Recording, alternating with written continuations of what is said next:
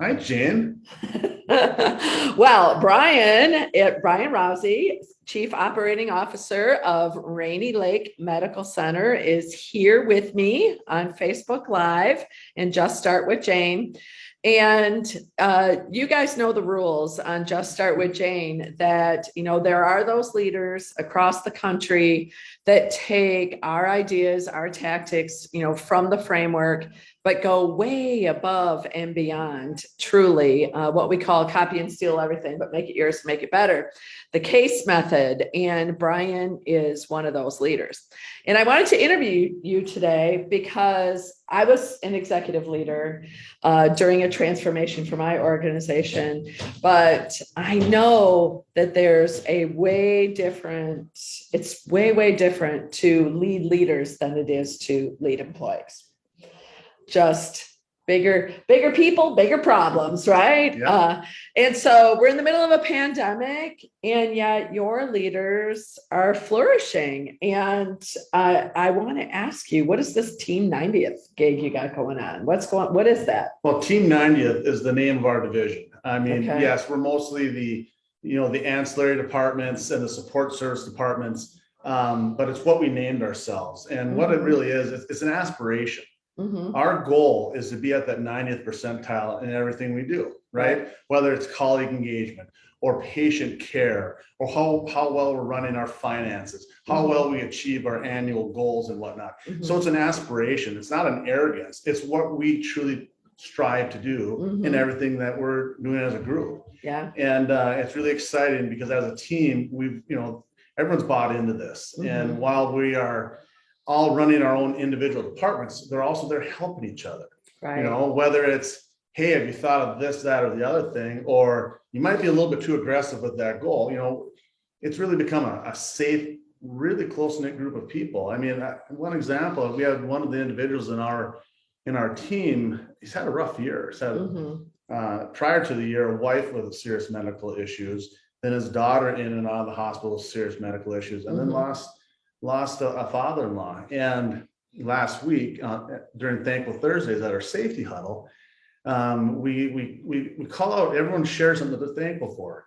And he said, you know what, I'm really thankful for Team 90th because I'm sure most of I've had a real rough year, but I've always known I can count on the team. The team has been very gracious towards my family, and it really means a lot to me. So whether it's professionally or personally, we're there for each other. It's exciting. Yeah, that is cool.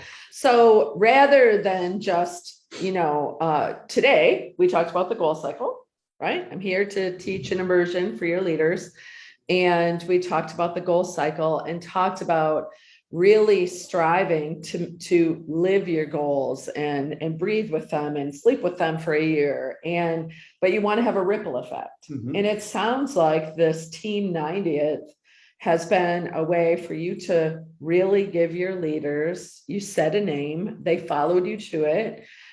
But gosh, the ripple effect of camaraderie and relationship base and, that sort of thing. Sounds like it's been amazing. Well, and the interesting thing, just a couple weeks ago, another one of our leaders, not a director yet, but well on the way, came and asked me, what is Team 90th all about? I really have to know. Yeah. She's a new leader, and I asked her for some input on her current project, which is Club 500K.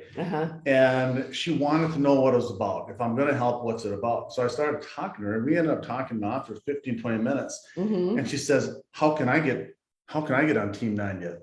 And I said, well, it's really all the departmental leaders that report to me. She goes, yeah, but you have honorary members. She goes, this is inspirational. And she goes, I'm excited just listening to this. So she doesn't know it, but I think we're looking at bringing her on as an honorary member. Oh, that's cool. And she actually, with what she does in her department, will actually be able to impact a lot of our goals that we're striving for as a division to have her involved. So I think we're looking at doing that. So that is really neat. And like I plan to tell my team, I said, that's really an honor for another department to say, can I be an honorary member of your division? Yeah. And it's going to be extra work.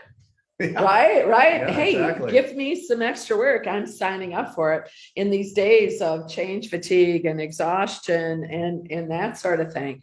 Well, I mean, what we know about change is that it's a social contract. Like people need close social relationships in order to make great change happen. And what we've seen during the pandemic is that people have been apart. Mhm. And when we did that, it's like, wow, how are we supposed to, as an executive, encourage people to be stronger and continue to lead effectively with all this is going on? So the name of your transformation, the journey, if you will, is called the Icebox Initiative. Because here in International Falls, Minnesota, it's referred to as the icebox of the nation. It is a little nippy out there today. So it's cool. I mean, it's fun. How has that made a difference for you as an executive? You don't lead one of the employee-driven teams. Correct. You lead leaders. So how has that affected your job as an executive? As far as it relates to the journey through COVID, I think the biggest thing that we decided, and as an organization, and it starts at the top with Rob Pastor, our CEO, was that we were in no way, shape, or form going to take our foot off the gas pedal with our journey through COVID. I know organizations that have done it. I know organizations that never even started a cultural transformation process, and the world of hurt that they were in. We decided we were going to keep our foot on the pedal, come up with creative ways to continue our cultural transformation process, so that when we can't come out of the pandemic or live to, figure out how to live within the pandemic and still provide the care we need to provide, we're not going to be behind the eight ball. We're going to be out in front of it all. So we found creative ways to make sure that our journey continued marching forward throughout this whole process. And, one of the things that we started discussing towards the end of 2019 was, going to 2020, started hearing, well, how do we know if is COVID going to be over or not? How are we supposed to budget not knowing what's going on with COVID? And the discussion that we had and that I had with my leaders in my divisions, we're not going to budget that COVID is going to hold us back. We're not going to have that discussion. We're not going to have that mindset. We have to have the mindset that either COVID is going to go away, or we're going to figure out how to provide care to our patients safely with COVID still present. Yeah. And throughout my division and the organization, they did an outstanding job. And we came out of 2020 with a positive bottom line, a positive operating margin, both within the division and the organization as a whole. And that's just speaks volumes to the resiliency of the organization. And the only reason we had that resiliency is because we did not stop. We did not hold back with what we were doing with regards to our journey. The Icebox Initiative kept going forward, full speed, 100%. Right. There was no thought process. And once again, this starts with Rob, our CEO. There's no thought process that, this is not making us money. This is taking up vital time, vital resources, taking up staff time. And we just don't have time for this right now during this pandemic. No, the mantra was, this is important for our people, for our patients, and the community we serve. So we were 100% full charge. You're so right. It starts with leadership at the top, doesn't it? Yes, absolutely. For sure. Can you say that there has ever been a downside to being an executive with an employee-driven culture, an employee-engaged and empowered culture? Could you ever think of a downside? Absolutely not. Yeah, I agree. Absolutely not. Because to me, we talked about even during the sessions today, right? Yeah. Today and yesterday, who's running the hospital? Well, we have staff that we trust can make the day-to-day decisions to keep the hospital moving forward, whether we're there or not. Right. And that's an important thing that, we talk about with our leaders. Everyone has to be a quasi leader one way or another. And exactly.